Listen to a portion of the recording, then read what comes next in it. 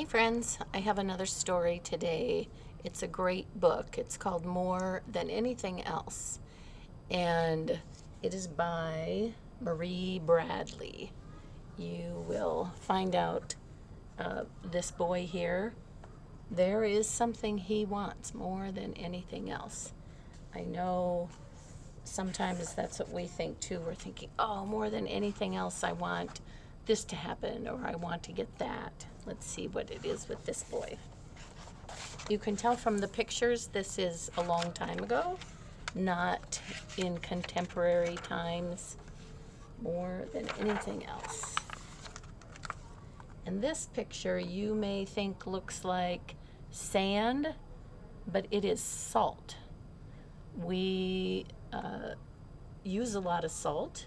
When it was first kind of discovered in ancient days as something that could preserve food and make food taste better, people learned how to mine salt and turn it into something nowadays that we can just buy at the grocery store. But it was hard work. Before light, while the stars still twinkle, Papa, my brother John, and I leave our cabin and take the main road out of town, headed to work. The road hugs the ridge between the Kenosha River and the mountain. We travel it by lantern. My stomach rumbles, for I had no morning meal. But it isn't really a meal I want, though I would not turn one down.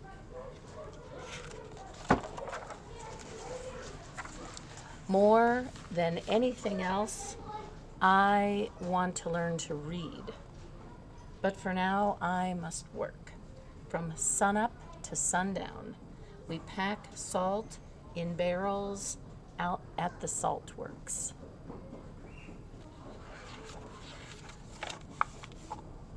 A white mountain of salt rises above Papa's head.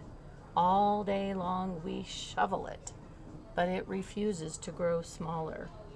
We stop only to grab a bite, sweet potatoes and corn cakes that Papa has brought along in his coat pocket. As I eat every crumb of my meal, I stare at the white mountain. Salt is heavy and rough. The shiny white crystals leave cuts on your hands, your arms, your legs, and the soles of your feet. My arms ache from lifting the shovel, but I do not think about the pain there. I think about the hunger still in my head, reading. I have seen some people, young and old, do it. I am 9 years old, and I know if I had a chance, I could do it too.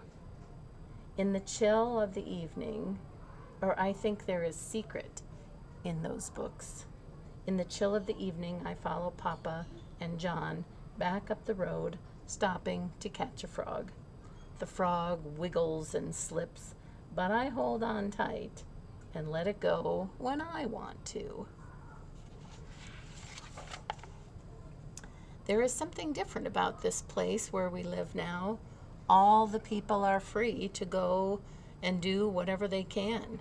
Book learning swims freely around in my head, and I hold it long as I want. Back in town, coal miners, rivermen, loggers, and coopers gather on the corner. They are worn out as me, but full of tales.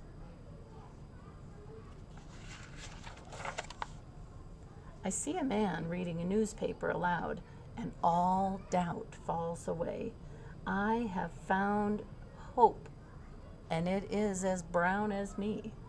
I see myself, the man, and as I watch his eyes move across the paper, it is as if I know what the black marks mean, as if I am reading, as if everyone is listening to me. And I hold that thought in my hands. Now, we've been reading and looking at books, and we have those things available to us, I'm sure, since you were very little, before you even started school. But It doesn't look as if there are many books around, and certainly people before this day, a lot of people were not allowed to learn how to read. But he can now. It's just they're just so busy.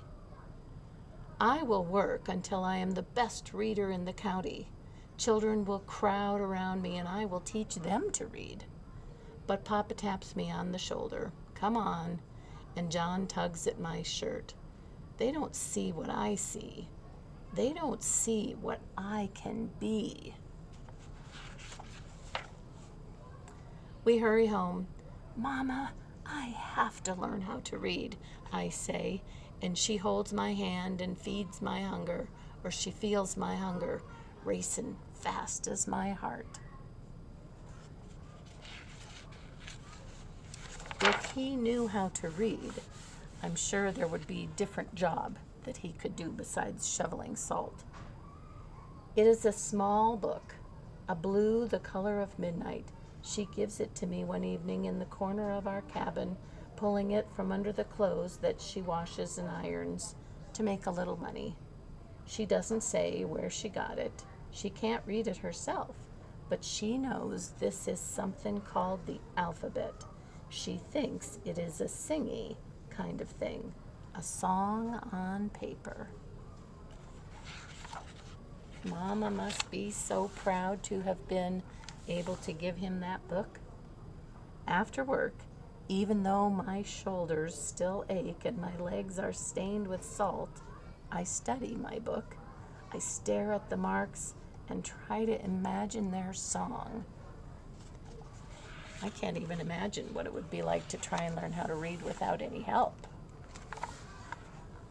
I draw the marks on the dirt floor and try to figure out what sounds they make, what story their picture tells.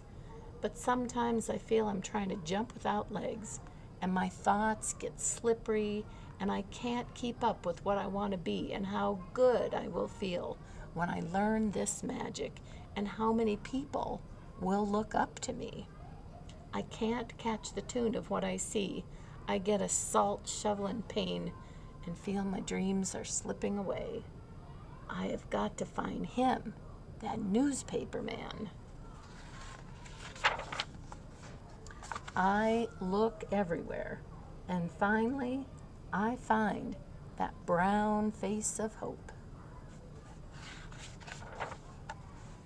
He tells me the song, the sounds the marks make. I jump up and down singing it. I shout and laugh like when I was baptized in the creek. I have jumped into another world and I am saved. But I have to know more. Tell me more, I say. Well, what's your name? He asks. Booker, I say, and he takes the sound of my name and he draws it on the ground. I linger over that picture and I know I can hold it forever. Yeah, I think if you have just a little help in the beginning when you're trying to learn something new, it all falls in place and becomes much easier. So, learning to read is something that we all just kind of take for granted. But it is something that's wonderful and can help us learn new things. And the books that we like to read just for fun, that's like watching a movie to me when I read a great book. So I hope you enjoyed today's story, and I will see you in the library soon. Bye.